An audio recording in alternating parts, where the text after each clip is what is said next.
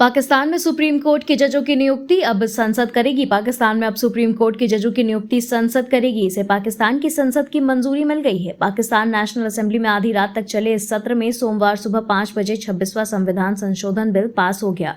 इस संशोधन से मुख्य न्यायाधीश के कार्यकाल को 3 साल तक सीमित किया गया है और जजों की जवाबदेही बढ़ाने के लिए प्रदर्शन मूल्यांकन प्रणाली शुरू की गई है। इस जल्दबाजी से शहबाज शरीफ सरकार पर मंसूबे के सवाल उठ रहे हैं। पूर्व पीएम डेविड कैमरन ने भारत की स्थायी यूएन सुरक्षा परिषद सीट का किया समर्थन। ब्रिटेन के पूर्व पीएम डेविड कैमरन ने यूएन सुरक्षा परिषद में स्थायी सीट को लेकर अपनी बात रखते हुए कहा कि वहां पर भारत की स्थायी सीट होनी चाहिए। वह भारत का अधिकार है। एनडीटीवी वर्ल्ड समिट में उन्होंने कहा कि वर्तमान में दुनिया कई चुनौतियों का सामना कर रही है और भारत की भागीदारी आवश्यक है। कैमरन ने रतन टाटा द्वारा लैंड रोवर और जगुआर के अधिग्रहण का भी जिक्र किया और कहा कि इस समय दुनिया को एक रीसेट की जरूरत है। भारत की यूपीआई तकनीक का मुरीद हुआ मालदीव देश में लागू करने की दी मंजूरी।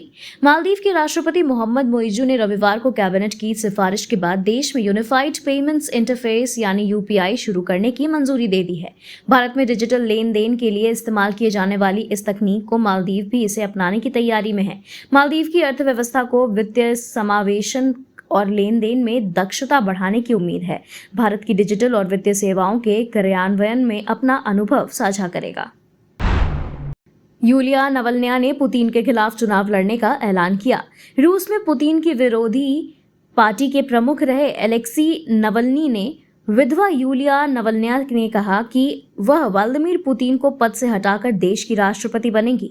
एक इंटरव्यू में उन्होंने लोकतंत्र के लिए अपनी पति की लड़ाई जारी रखने की कसम खाई और कहा कि मैं चुनाव लड़ूंगी। व्लादिमीर पुतिन मेरे सामने हैं और मैं उनके शासन को खत्म करने के लिए सब कुछ करूंगी। एलेक्सी नवल्नी ने इस साल फरवरी में संदिग्ध परिस्थितियों में जेल में मौत हो गई, जिसके लिए पुतिन पर आरोप लगाए जा रहे हैं। ऑस्ट्रेलिया संसद में किंग चार्ल्स के संबोधन के दौरान सांसद का विरोध। ऑस्ट्रेलिया की संसद को संबोधन करने पहुंचे ब्रिटेन के किंग चार्ल्स को विरोध झेलना पड़ा है। ऑस्ट्रेलिया की सांसद लीडिया थोर्प ने उनके खिलाफ जमकर नारेबाजी की और कहा कि यह आपका देश नहीं है, हमारी जमीन वापस कर दो। उन्होंने ब्रिटिश राजशाही का विरोध करते हुए किंग चार्ल्स के संबोधन को बाधित किया।